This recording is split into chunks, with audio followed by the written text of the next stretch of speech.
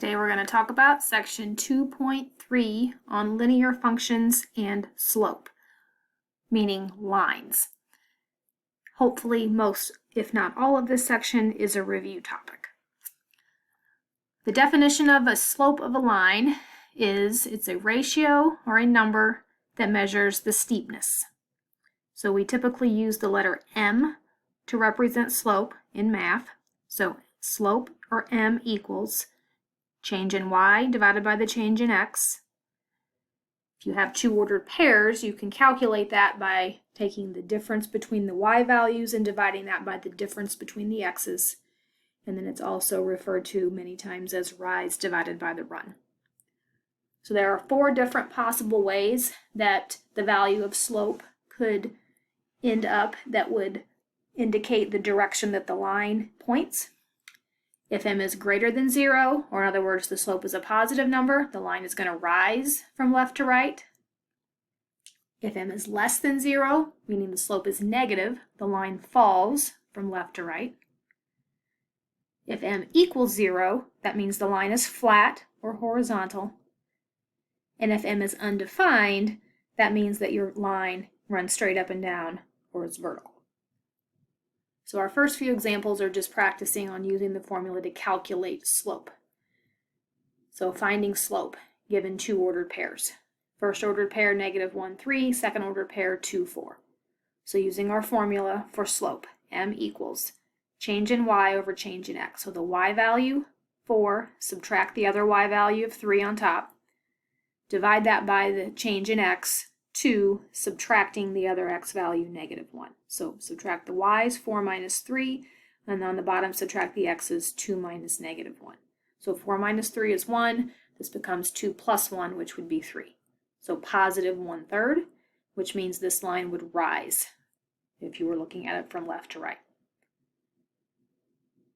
Part B, another example doing the same thing, 3, -4, and 3, 5. So change in y, 5 minus -4, divide by the change in x, 3 minus 3. 5 minus -4 is a positive 9. 3 minus 3 is 0. So 9 divided by 0, anytime you have a 0 in the denominator, your value is going to be undefined. So this time the slope is undefined, which means that this line would be vertical. If the 0 ended up on top and you had a non-zero number on the bottom, that's when the value is 0 and the line is horizontal. All right, so we have several different forms of the equation of a line, different uses for different forms. First one is what we call point-slope form.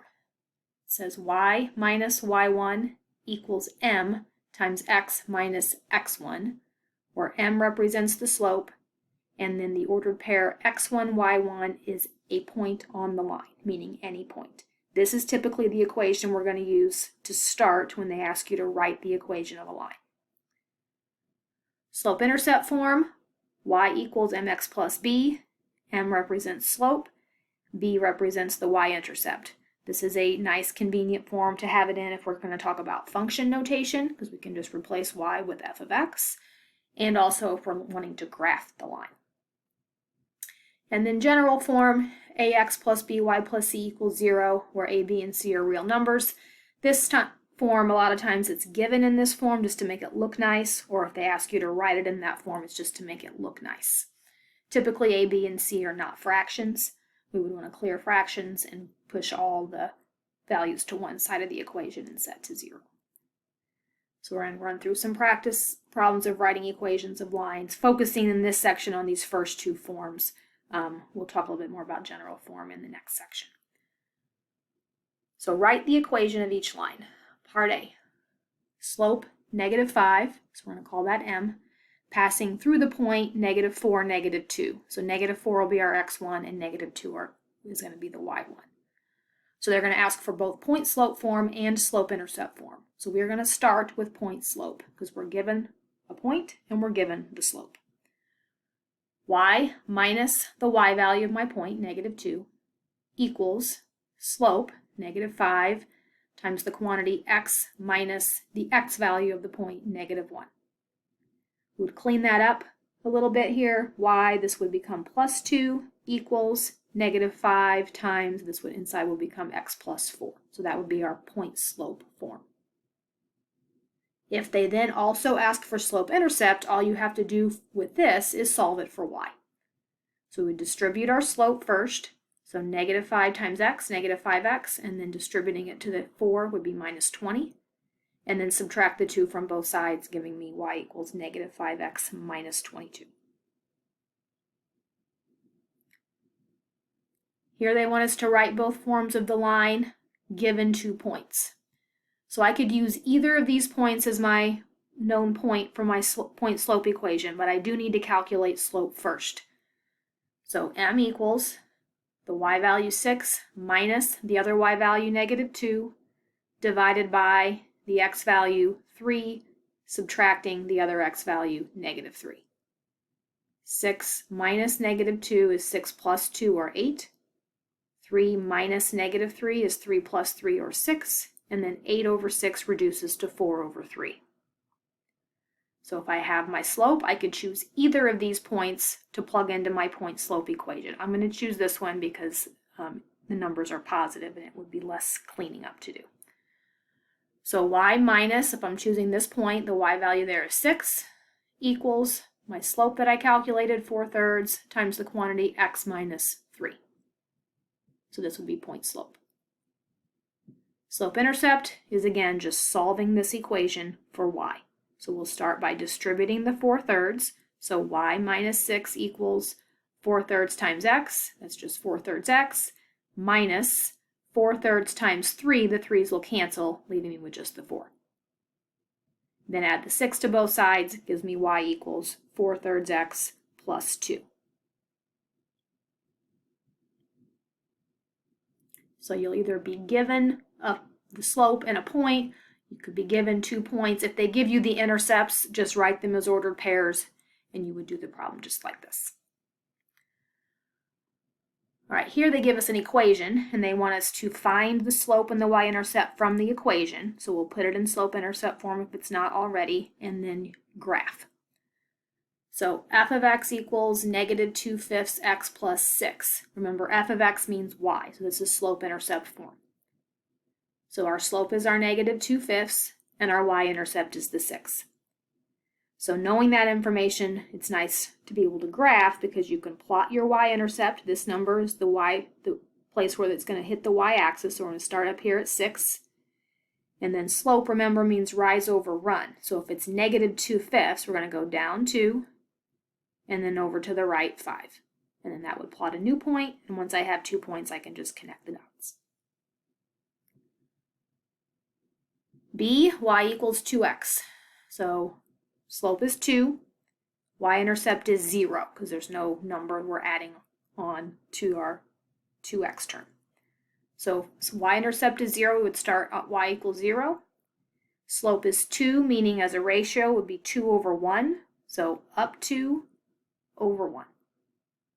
And that would be enough to graph. I could do that again if I wanted to, up 2 over 1. You can do that several times if you want more than 2 points, and then just connect your dots. C, we've got f of x equals -2. Remember, f of x is y, so this is like saying y equals -2.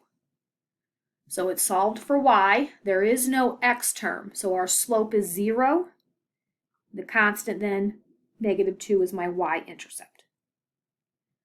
So I go down here to my y-intercept at -2, and if the slope is 0, we know that that means our line is horizontal. So I just got to know to draw a horizontal line through the y value, -2. Anytime your equation only has y in it and not x, it's going to be a flat horizontal line hitting this spot on the y-axis. D, we've got 3x minus 18 equals 0. Notice I can't put this in slope-intercept form because there is no y. So the best I could do here is solve for x. So we're going to do that. So I'd add the 18 to the other side. 3x equals 18. Divide by 3 gives me x equals 6. When there's only an x in the equation and not a y, that means the slope is undefined. And it's not going to have a y-intercept. Meaning when the slope is undefined, it's going to be vertical. So it's going to run up and down right, parallel to the y-axis. So I just go over here and find the x value 6, and since the slope is undefined, we know to draw a vertical line through that point.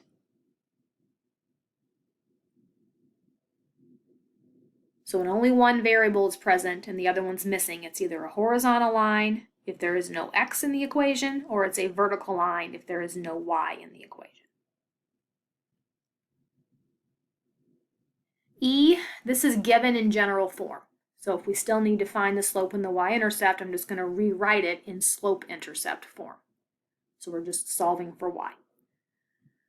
So if I want to get y by itself, I'm going to leave the 6y here. We're going to move the 4x and the 12. So to move those, I have to subtract them. So subtracting them from the left side removes them, and they show up on the right as minus 4x minus 12, leaving the 6x on the left. Then we're going to divide everything by 6. So if I divide this side by 6, I have y. Then 4x, or negative 4x, gets divided by 6, and then the minus 12 gets divided by 6. And we'll clean this right side up a little bit. Y equals, this would reduce to negative 2/3 x minus 2, 12 divided by 6. So from here we can see our slope is negative 2/3, and the y-intercept is negative 2. So you plot your y-intercept here at negative 2, and then negative 2/3 means go down 2, and then to the right 3. And then you can draw your line through there.